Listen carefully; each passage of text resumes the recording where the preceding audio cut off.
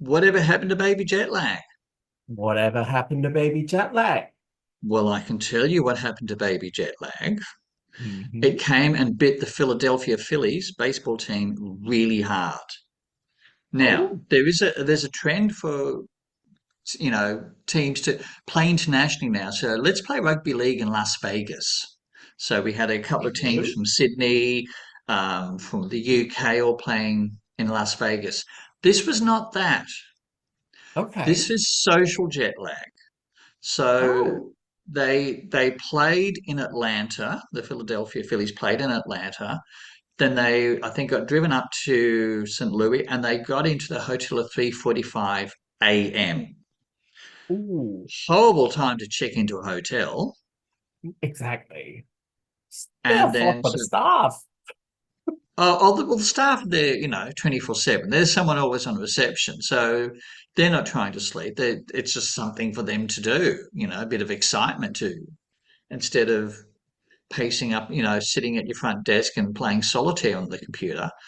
So, but then they got in, checked in the hotel at 3:40. So they wouldn't have gotten sleep much before 4:35 a.m. Then they played a game against the St Louis Cardinals and lost On badly. the same day? Yeah. So that is Oh, what we call social jet lag. So they didn't actually cross time zones, or they might have crossed one, but that's neither here nor there. But that's what we call social jet lag.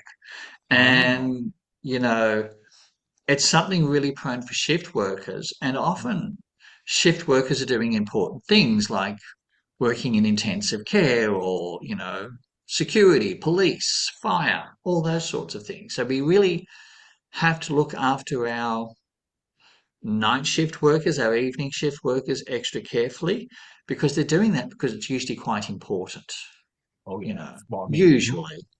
If yeah, I you're mean, working in most a of them. call center, no. No. Unless it's like a suicide hotline or something, in which case, Okay, yes, okay, that's that's important too. important. That's Yeah, important. that's And important. yeah, But, and but well, yeah, it's very, sometimes that they all need to learn about all of these things. And actually, yeah. one of the things that they can learn about is your upcoming appearance on the diversity podcast, I believe. Well, upcoming, not that upcoming. Okay. I had the privilege of being interviewed by Joanne Lockwood. She has a great diversity, equity, and inclusion podcast, which I'm a guest on, but I won't appear until about September. Oh, we gotta keep an eye She's on got a that. bank. She's much better than me in terms of having a bank. Uh, There you go. so of Well, bank, but then again, I have to do fresh news. So I oh yes. can't bank for months. If I started talking about the Philadelphia Phillies in September, like who cares? Oh, So then again, there might be a few who cares now. I don't know, but oh, look, I mean, you also are going to appear on my podcast, Get Chatty About Your Local Businesses. I am up right. Okay, You are, yeah. Well, that's another one. apparently. That's another one of those that we record a couple of months in advance. So Oh, that's right. why That's in the pipeline. Okay. that's why it was. I believe that it's like kind of like episode 6, 7, and 8 for your podcast. So that's actually a little while ago. Because But I'm a bit of a anyway, chatty soul. I'm a oh bit of a gosh. Mr. Have a Chat or Dr. Have a Chat these days. So yeah, Well, but no, I talked about chronodiversity. mm, So some people are morning people, some people are night owls. Some of us like to get up before dawn, and some of us like to be up at the crack of noon. And I'm definitely in the latter case, so that's okay. So that's very good. So and how society is structured for morning people.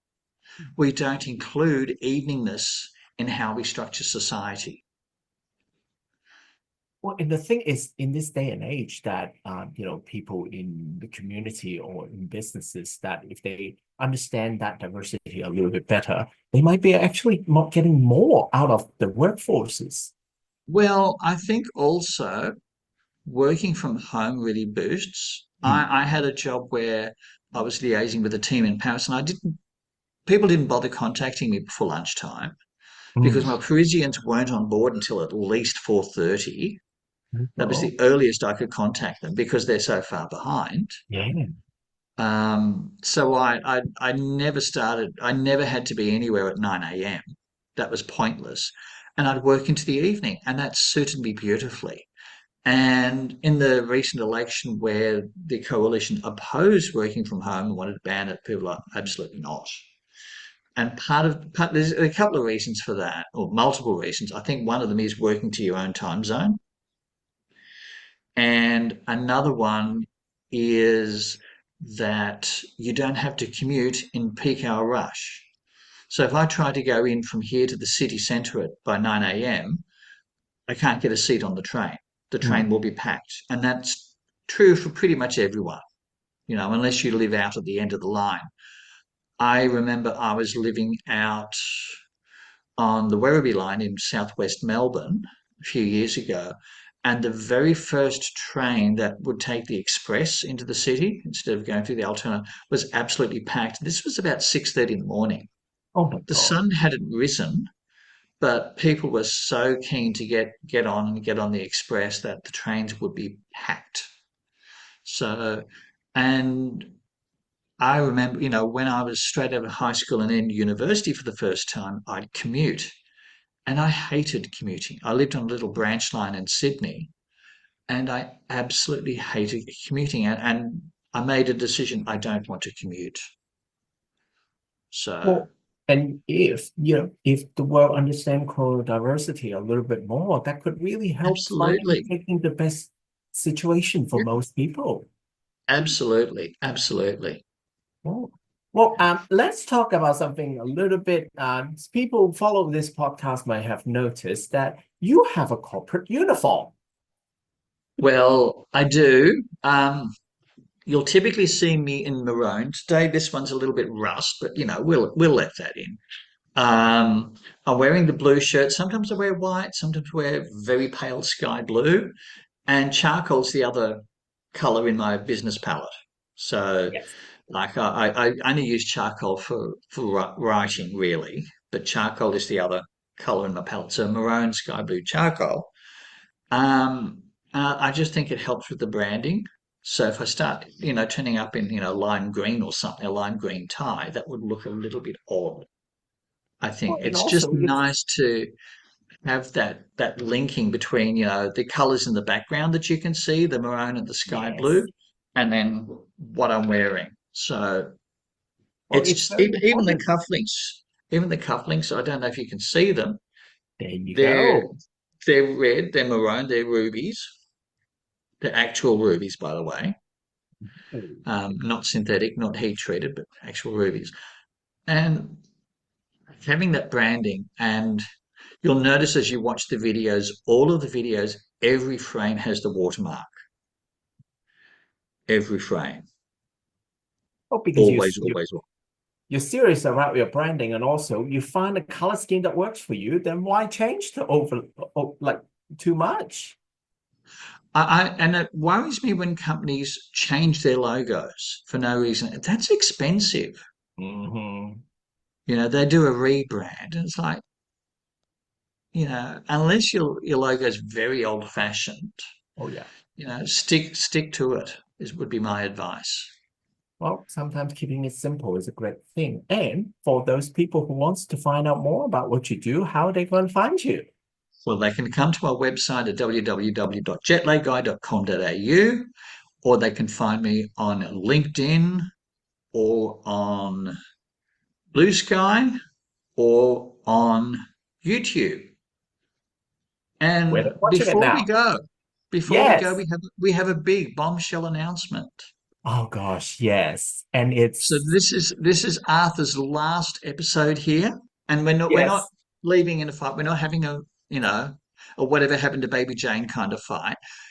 He's got lots of other things on That that would be he's quite focusing on. funny. He's building on, and he's been with me for 23 episodes now. Yes. So thank you, and it's been a huge contribution to me. The podcast will continue without Yeah. Arthur, sadly, so we won't have the chattiness. It'll be just me talking to the screen, which, unless I find another co-host, see how we that go with that. But thank you No, for thank all you've you. done. It's fun. Um, It's quite it's fun doing this and talking about this with you and being a little bit improv-esque. and poor Arthur's learnt more about jet lag than he ever wanted to the It's last a few bit more months. information. It's a bit more information, and it's been a quite an amazing experience. And as Steve So, said, that it just so there's just quite a bit going on in my life right now. So yeah. hey, never So say thank you. never. Accept this virtual bouquet of flowers as a form of thanks. Thank you. And hey, never say never that I might pop by in the future Never say for a little never. bit here and there. Look, you'd be welcome anytime on any time as a guest. And I just want to take the opportunity to thank the experience to work with this with you. And I love that, like, this is a great interaction.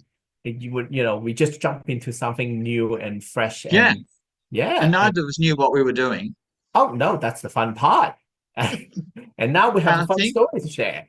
and I And think yeah, if you thank look at you the again. episode's qualities now compared with episode one, it's a lot better. Yes, I definitely. dress a lot better. No, I think you nailed your branding quite well, and Thank you. I think for all of the audience, please stick around and hear more about how to end jet lag and all of the books and all of the things. Oh, by the way, I believe next Thursday you'll be at Sofitel, and that will be Uh, the Next globe. Thursday? Is that Yes, because today is the 4th of June. is that next? Oh, okay, that's coming up. Yes, I will be at the Sofitel with all of my goods and what have you. And just come and say hello. You don't have to buy anything. You are allowed to just say hello and swing by and have a chat and But let if me they just do, you're talk gonna to you. sign the books, right? I'll sign the books in maroon. I even have maroon coloured pens. If So on brand. as a marketer, you are really good at your staying on Thank brand, you. and that's important. And That's thank you once important. again. Thank you for everything and my experience here. Thank you, Arthur. Thank you for all you've done. And thank you to all our viewers for staying with us patiently. And we'll be back next week. I'll be back at least. He Thank will. you. He will. All right.